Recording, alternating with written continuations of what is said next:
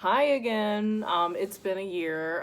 It's been a year. It's been a motherfucking year. Better talk to her before I do, because I'm hurt her feelings. So yeah, Thriller 40 was released finally on a streaming site. Did I watch it on that streaming site though? No. I will put a link to where I watched it because, you know, we're trying to boycott for Palestine here, okay? So anyways, let's talk about Thriller 40 because I really loved it. Just getting to see Michael in such good quality.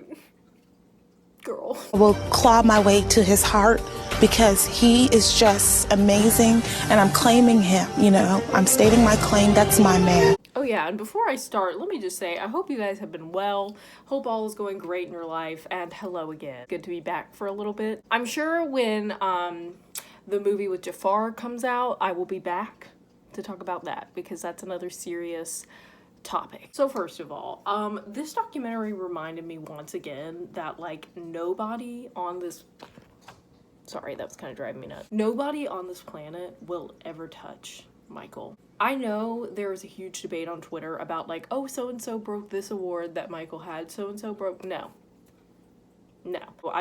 I personally don't think that is a fair comparison. I know in like the last few years of Michael's life, there was technically streaming, but you cannot count that for his entire career. So it's nothing against the other artists that people are comparing Michael to, but I just don't think that's fair. I also don't understand people's obsession with comparing artists to Michael. Like, I think we can just accept that Michael was one of a kind, that nobody is going to do it like him, and we should just leave it at that, you know? This documentary, it really showed not only is he untouchable music-wise, dancing-wise, stage presence-wise, performance-wise, his work ethic, like, he is a smart businessman as well, and I think that needs to be talked about more when it comes to Michael Jackson. Another thing I think we need to give Michael more credit for is when he was going solo. The fact that he transitioned so easily to knowing what his sound was going to sound like as a solo artist. I mean, I know he probably got a lot of experience from working with his brothers, but usually you don't see that. For someone that's 24, like, you do not see someone coming out with their first album and it being like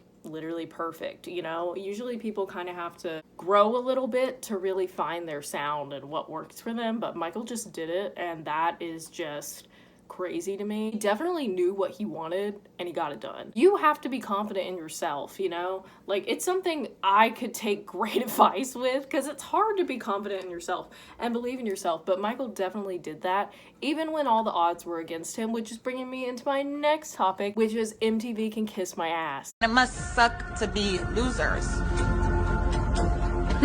We all knew this. Like, if you love Michael, you know. They like to act like they're so progressive and so blah, blah, blah, blah, blah, and accepting. So I have a problem with you. Trust you will be dealt with. Period.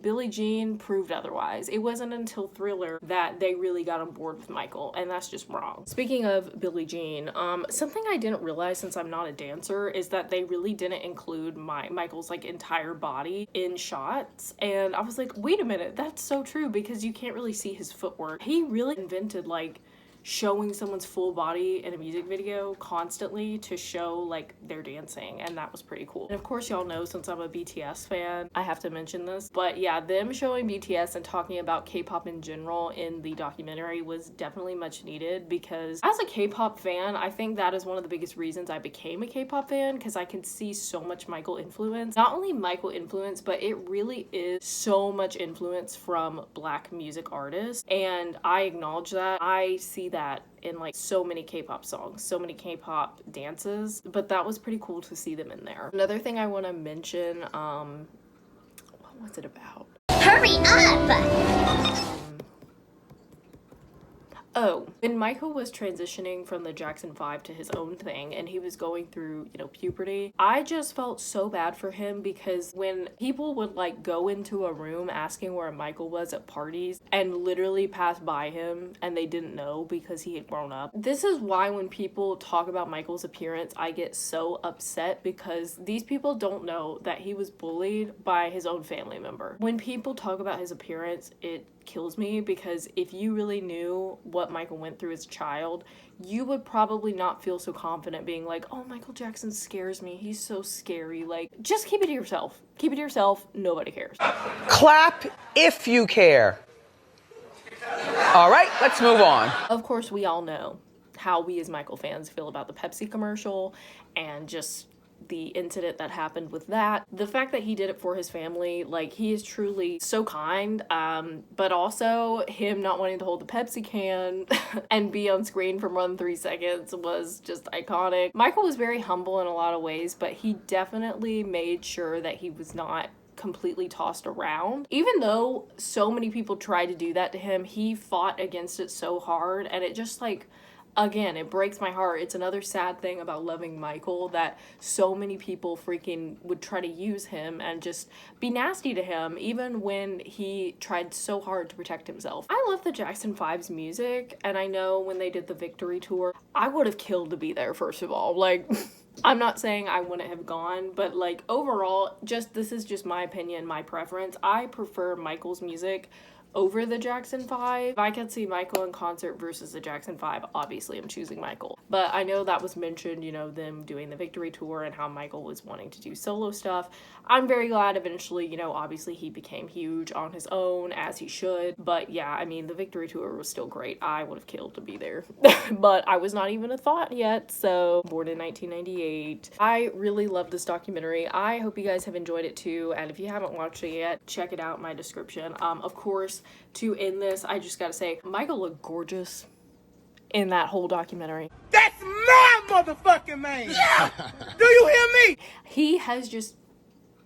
Girl, I was fangirling very hard. I've watched it twice already. I'm probably gonna watch it again tomorrow. A lot of the stuff we probably already knew, but it's just nice to see, like, good quality footage, you know, just see him in his element, like, doing what he loved and not having to worry about all the other stuff that came with Michael and all the BS he went through when it comes to the allegations and stuff. It was just nice to sit and watch this and really appreciate him as a businessman and his music and just his vision, and to see it come to life. And, you know, Thriller is just one of the best things. I think it is the best music video to ever be done.